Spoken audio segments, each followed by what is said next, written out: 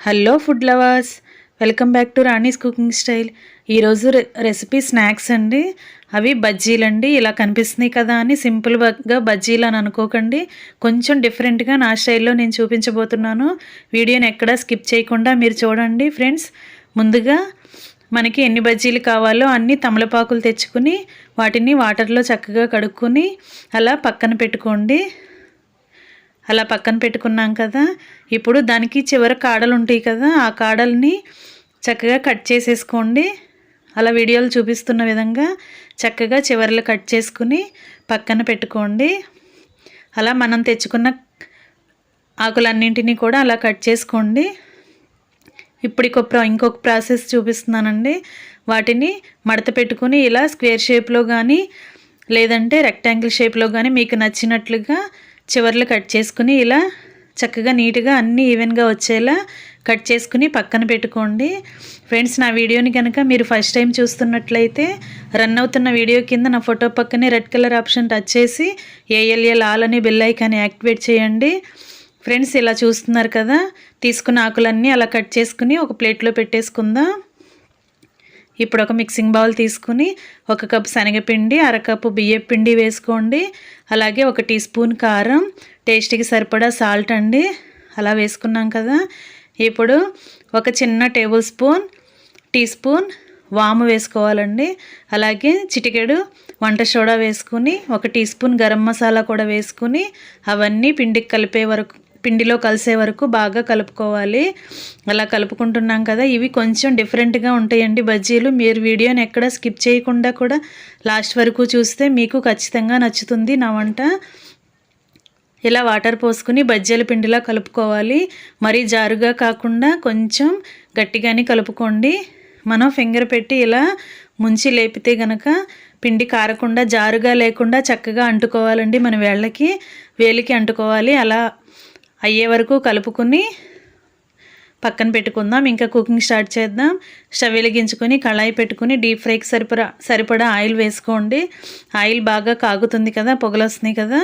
ఇప్పుడు మనం కట్ చేసి పెట్టుకున్న తమలపాకులను తీసుకుని ఇలా పిండిలో డిప్ చేసుకొని చక్కగా జాగ్రత్తగా స్లోగా వేసుకోవాలి. మనం కంగారు పడి వేసేసామంటే తమలపాకులు ఓపెన్ అయిపోయి బజ్జీ కరెక్ట్గా రాదండి షేపు. అందుకే చూడండి, ఒకటి ఫెయిల్ అయింది నాకు.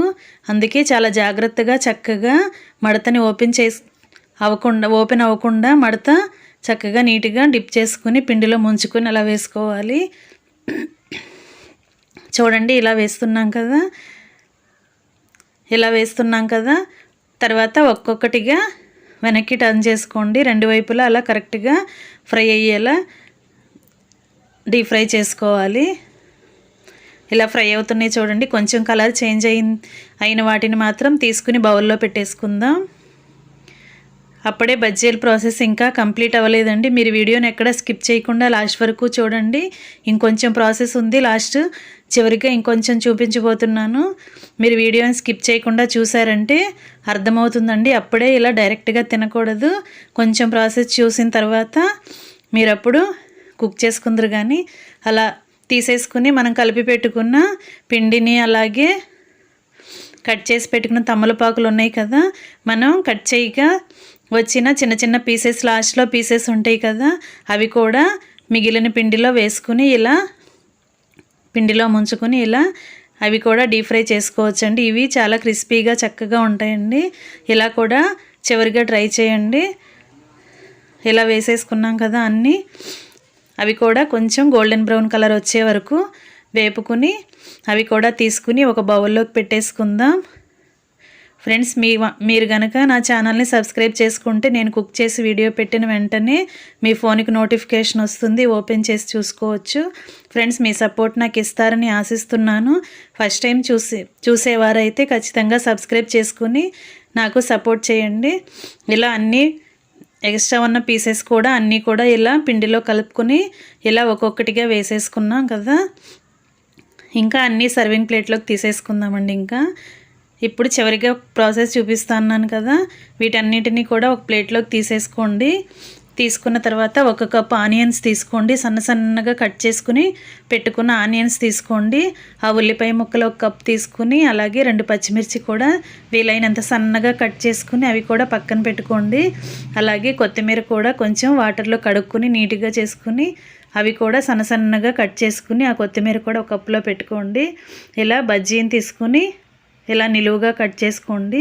మొత్తం కట్ అవ్వకూడదండి, ఇలా మధ్యలో కొంచెం వరకే ఓపెన్ అవ్వాలి.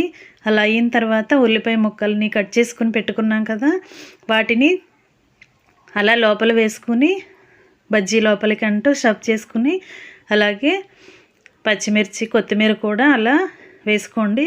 కొంతమందికి నిమ్మరసం టేస్ట్ కూడా నచ్చుతుంది కదా, అలా కూడా ట్రై చేయండి. ఇంకొంచెం రుచి పెరగాలి అంటే వేరుశనగ పప్పుల్ని కూడా అలాగే కారపూస కానీ అలాంటివి కూడా అలా జల్లుకుని బజ్జీలను ఇంకా టేస్ట్ చేయొచ్చండి. ఫ్రెండ్స్, నా వంట కనుక మీకు నచ్చినట్లయితే చివరిగా లైక్ చేయటం మాత్రం మర్చిపోకండి. Thanks for watching. నేను మీ రాణి ఎర్రంశెట్టి.